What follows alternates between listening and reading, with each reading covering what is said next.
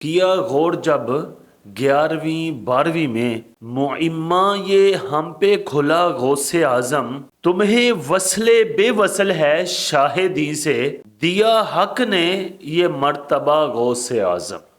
حضرت غوث اعظم رضی اللہ تعالیٰ عنہ شیخ عبد القادر جیلانی رحمۃ اللہ علیہ، آپ کا مرتبہ و مقام پوری دنیا جانتی ہے۔ آپ کی ہستی سے کوئی شخص نہ واقف نہیں ہے، سب کوئی جانتا ہے کہ اللہ تعالیٰ نے غوث پاک رضی اللہ تعالیٰ عنہ کو بڑا مقام دیا، بڑا مرتبہ دیا۔ اس کے پیچھے سب سے پہلے یہ بات یاد رکھنی چاہیے کہ اللہ کا فضل اور رحمت ہے، حضور کا کرم ہے، اور اس کے بعد باقی چیزیں دیکھی جاتی ہیں کہ ان کا خاندان کیسا تھا، ان کی اپنی محنت کتنی تھی، وہ سارا دن کتنی عبادت کرتے تھے۔ لیکن جب کسی کا مرتبہ اور مقام بلند ہو تو اس کے پیچھے سب سے پہلے اللہ کا فضل ہوتا ہے، وہ بجا ہے۔ لیکن میں آپ کو غوث اعظم رضی اللہ تعالیٰ عنہ کے خاندان کے متعلق بتاؤں گا کہ آپ کے چند افراد کی مثال دے کر کہ وہ کتنے نیک اور پرہیزگار تھے، کہ غوث اعظم رضی اللہ تعالیٰ عنہ کا جو خاندان تھا وہ کیسا تھا۔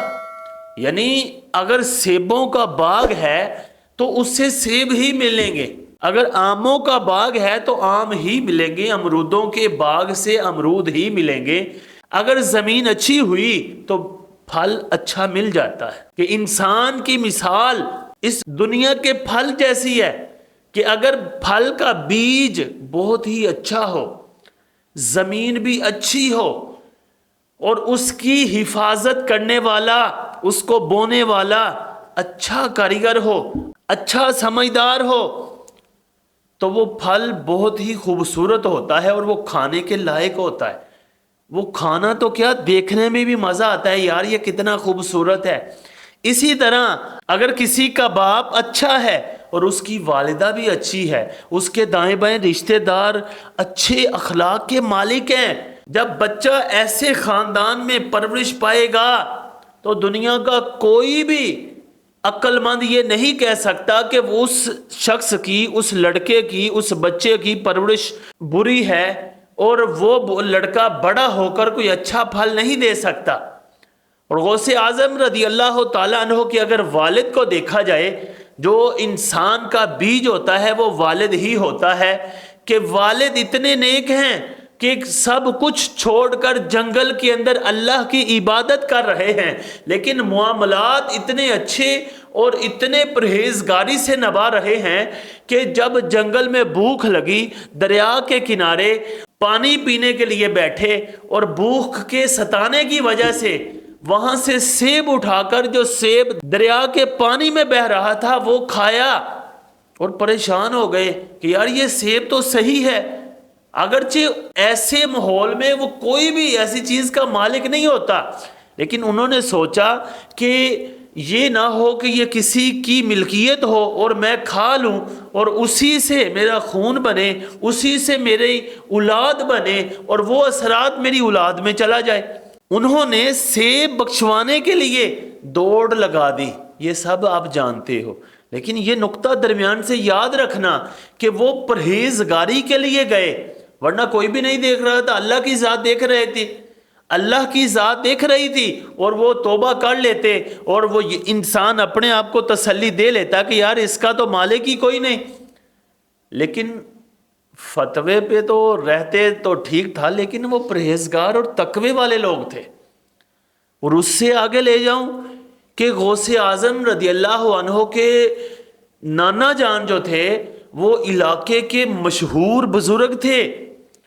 لوگ ان سے دعائیں کروانے آتے تھے، وہ مستجاب الدعوات تھے، ان کی ہر دعا قبول ہوتی تھی، کوئی دعا بھی رد نہیں جاتی تھی، وہ جو بھی دعا مانگتے اللہ ضرور قبول فرماتا۔ اگر کوئی آپ کو تنگ کرتا، آپ بد دعا تو نہیں دیتے تھے، لیکن اللہ اس کو معاف نہیں کرتا تھا۔ یہ کتابوں میں موجود ہے کہ ان کو کوئی تکلیف دے اللہ اس کو چھوڑ دے، ایسا ہوتا ہی نہیں تھا۔ یہ نیک کیوں تھے؟ وہ کاروبار کے ساتھ سارا دن عبادت کرتے تھے، وہ نوافل ادا کرتے تھے، ان کی صحت بظاہر بہت کمزور تھی، لیکن روحانی قوت کے اعتبار سے وہ سارا دن نوافل ادا کرتے تھے، اور اسی عبادت کی وجہ سے اللہ نے ان کو ایسا مرتبہ دیا کہ ان کی اولاد سے غوث اعظم جیسا بیٹا پیدا ہوا۔ اور بیج سے آگے ہوتی ہے فصل، میں نے مثال دی تھی آپ کو، اور وہ فصل جس کو قرآن میں بھی کہا گیا کہ تمہاری بیویاں تمہارے لیے کھیتی ہیں، بیوی کو کھیتی سے ہی تشبیہ دی جاتی ہے۔ اور غوث اعظم علیہ رحمہ کی والدہ کیسی تھی؟ وہ تو سب دنیا جانتی ہے کہ وہ اتنی نیک پرہیزگار تھی کہ انہوں نے کبھی کسی غیر محرم کو نہ دیکھا، نہ اس سے بات کی، نہ کسی غیر محرم کی آواز سنی، نہ کسی غیر محرم کو چھوا، نہ ہی کسی غیر محرم سے تعلق رکھا۔ اتنا نیک باپ، اتنی نیک بیوی، پھر جا کے غوث اعظم جیسا بیٹا پیدا ہوتا ہے۔ اگر باپ اچھا نہ ہو، ماں اچھی نہ ہو، ان کی گھر کا ماحول اچھا نہ ہو، ان کے اندر گانے، ناچ گانا یہی چلتا رہے، ڈرامے بازی، ڈرامہ دیکھتے رہیں، فلمیں دیکھتے رہیں، تو پھر فلمی ایکٹر تو پیدا ہو سکتے ہیں، اللہ کے ولی نہیں پیدا ہو سکتے۔ حضرت غوث اعظم رضی اللہ تعالیٰ عنہ کے ایک بھائی بھی تھے، وہ بہت نیک اور پرہیزگار تھے، لیکن عین جوانی آئی تھی ان کی اور وہ دنیا سے چلے گئے، اسی لیے ان کا تذکرہ بہت کم ہوتا ہے۔ آپ کی پھوپھی جان بہت نیک تھی، وہ اتنی نیک تھی کہ لوگ جب مشکل میں ہوتے ان کے پاس آتے، بارش نہ ہوتی تو ان کے پاس آتے، تو وہ کیا کرتی؟ اپنے صحن میں جھاڑو دیتی اور کہتی ہے اللہ اب صفائی میں نے کر دی، ترکا تم کر دو، پانی تم چھڑکا دو۔ اللہ تعالیٰ پھر اپنی رحمت ان پہ برساتا۔ یعنی نیک پرہیزگاروں پر اللہ کا فضل ہوتا ہے، انہی سے پھر اچھی اولاد اور اچھا بندہ نکلتا ہے جس کو غوث اعظم کہتے ہیں۔ اللہ تعالیٰ ہم سب کو عمل کی توفیق عطا فرمائے۔